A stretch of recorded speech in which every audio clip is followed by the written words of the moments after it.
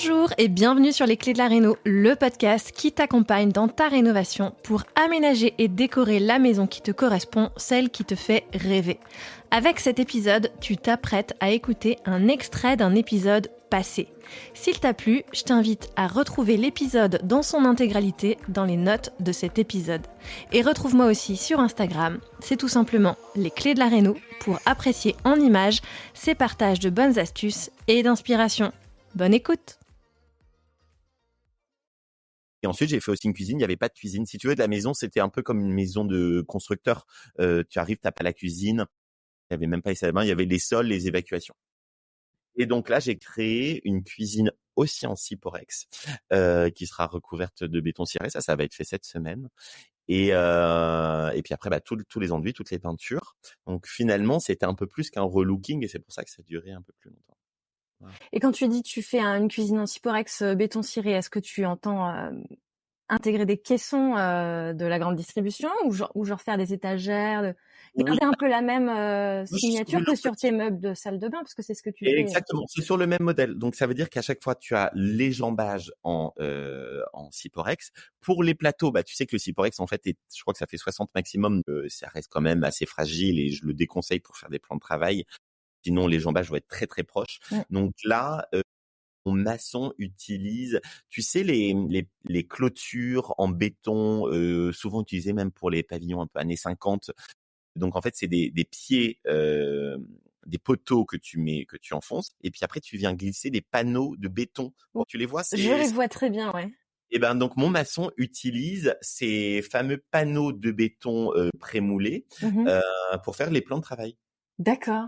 Intéressant. Voilà, ça coûte rien du tout. Ça coûte, je sais pas, un panneau de clôture qui fait 2 mètres sur 1 mètre 70. Ça doit coûter 36 €, tu vois. Donc ça coûte vraiment rien. Et pour avoir un effet assez épais, il me superpose même 2 épaisseurs. D'accord.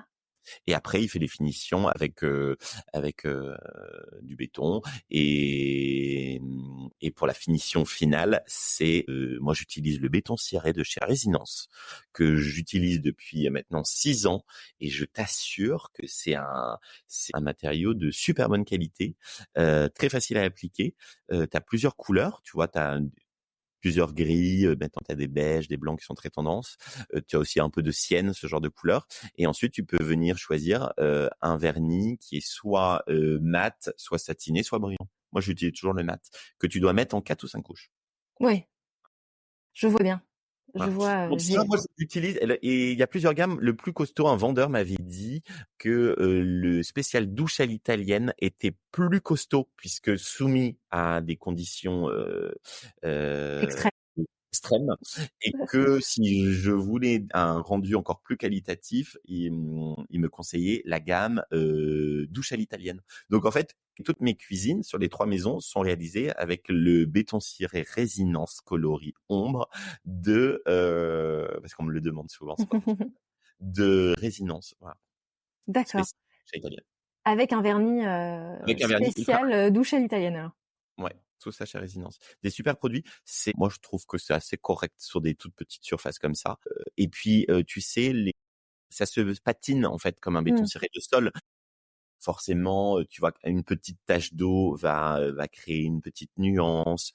Quelqu'un va découper un petit morceau de saucisson sans utiliser une planche, donc tu vas avoir une petite griffe. Mais je trouve que ça apporte du charme aussi à un intérieur. Oui, parce que toi, finalement, qui crée des lieux de fort passage et avec des gens qui vont pas forcément prendre trop soin, effectivement, des matériaux, tu déconseilles du coup pas forcément le béton ciré et en fait, ça vit bien avec. Oui, ça se patine, et tu vois, au domaine, j'en ai mis dans 3 ou 4 chambres, et il est super bien. J'ai pas du tout sur les réseaux, je suis quelqu'un qui a eu pas des fêlures, mais tu sais, fissures. fissures, exactement. Et en fait, le mien pas du tout, parce qu'ils sont posés aussi sur des dalles de béton. Peut-être que c'est ça. Mais tu as aussi une technique, tu sais, japonaise, où tu mets de la feuille d'or ou de l'or fondu pour Du rattraper. kintsugi, ouais. Voilà, bravo. Je savais plus le mot. D'accord. Et voilà, c'est fini pour aujourd'hui. On se retrouve très vite pour le prochain épisode. Et d'ici là, note le podcast sur ta plateforme d'écoute préférée. Ça m'aide toujours énormément. Et surtout, porte-toi bien.